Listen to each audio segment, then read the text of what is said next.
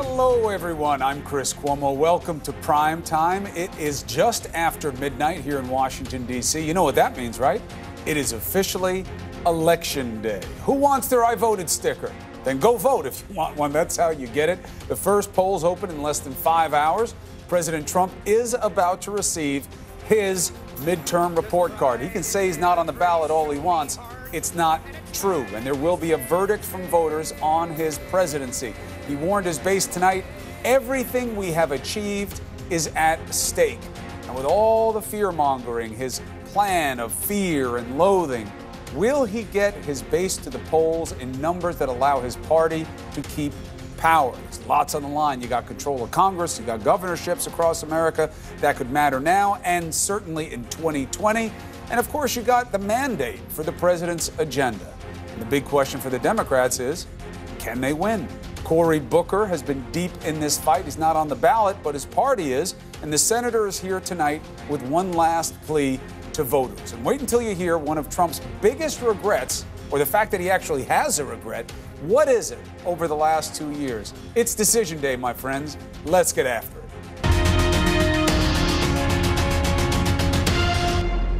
It's Election Day. Big deal, big deal. I hope you're pumped. I hope you go out there and exercise the franchise all around the country. That's what we need to show those in power that we care, and they must care about us. The balance of power in Congress now in your hands. Candidates all over the place, all up and down the ballots, are going to soon find out whether their long months of pitches pay off. For Republicans, the party of Trump now officially, victory will mean validation. For Democrats, they're looking to wrest back control. So, where are they in that fight? Let's get after it with New Jersey Democratic Senator Cory Booker.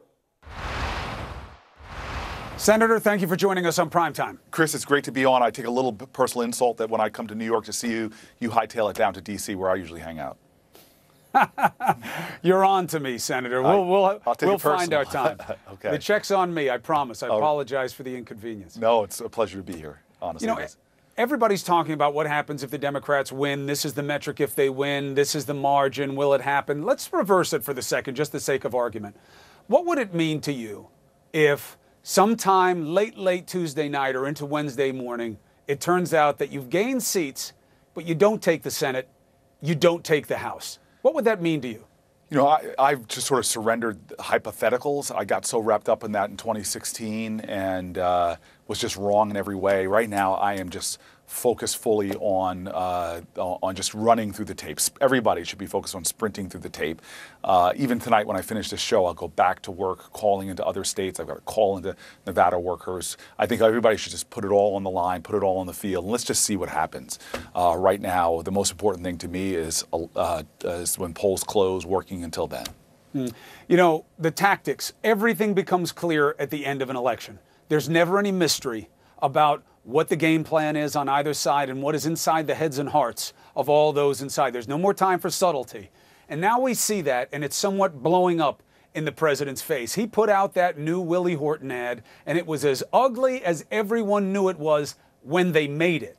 The president saying, I don't know anything about the controversy about it, but it's enough that the news agencies are now following CNN's example, and they're pulling the ads. It's not the only ugly ad. I want to play you just one line of an ad that is out there about Stacey Abrams and Oprah Winfrey. Just one line. That's all that's going to play from it. I won't allow any more of it. Okay. This is the magical Negro, Oprah Winfrey, asking you to make my fellow Negress, Stacey Abrams, the governor of Georgia. This is from some bunch of animals in the white supremacist group, but for some reason, they have felt empowered by this administration to come out and put out ads like that. The president today was asked about that vile ad with the Mexican murderer and him blaming you and other Democrats and these other ads that are done in his name or to support his agenda. I have the sound of the president. Here he is. We have a lot of ads, and they certainly are effective based on the numbers that we're seeing. A lot of things are offensive. Your questions are offensive a lot of times, so, you know. He's always offended by tough questions, but Senator, the idea that he knows how ugly the ad is, and yet he says, but they're effective. What does that tell you? Well, again, we cannot become a country where our leaders, Democrat or Republican, is all about the ends and the means. There's no moral compass whatsoever when it comes to the means. We define ourselves by what we do. I think the ideals of Gandhi about ends and means really being the same thing. And so for people to have a no holds barred, anything goes, whatever works, whatever makes money, whatever scores points, that's not the truth of our nation. We are a moral nation. And I believe that people are going to respond to that. I see it in my own state with the kind of toxic ads that are now running against Bob Menendez, that the Washington Post, Star Ledger, New York Times have all called outright blatant lies. Those stuff come back to haunt you. And I do believe that this is a moral nation, and we are disgusted by those kind of attacks. And so, you know what? Bring it. Bring what you got. Show who you are. Reveal your colors. Because I think at the end of the day, this country is going to vote for decency, vote for honor, vote for kindness, vote for love. And I'm so happy that there are leaders, and again, not Democrat or Republican, but there are people in this country standing up for those ideals and voting in accordance to who's showing the kind of character that we want in office, and in higher offices. The president says he's not on the ballot. Now, he's been all over the place. We've been showing clips of him saying a dozen times, vote for so-and-so, it's like a vote for me. Look at it as a vote for me. It's really like I'm on the ballot. I'm not on the ballot, but I'm on the ballot. Now, as we've gotten closer, and there is somewhat of negative momentum on the Republican side, in terms of the House at least, he's been backing off the House, he's focusing on the Senate. Now today, he's saying, it's really not about me, I'm not on the ballot. Do you accept that, or do you think that whatever happens tomorrow, it is a referendum midterm on the president? Look, I don't accept what he's saying. I learned from someone in my community in Newark, New Jersey, that hope, it doesn't exist in the abstract. Hope is the active conviction that despair will not have the last word. There's a lot of folks out there who've been listening to the president now for 2 years, the way he's talked about Nazis, what he's done to people at the borders, Muslim bans, attacking healthcare, trying to rip it away from folks. There are a lot of folks who are going into this election saying the president will not have the last word. The president is not the end of the story. I'm going to be the last word. I'm going to show who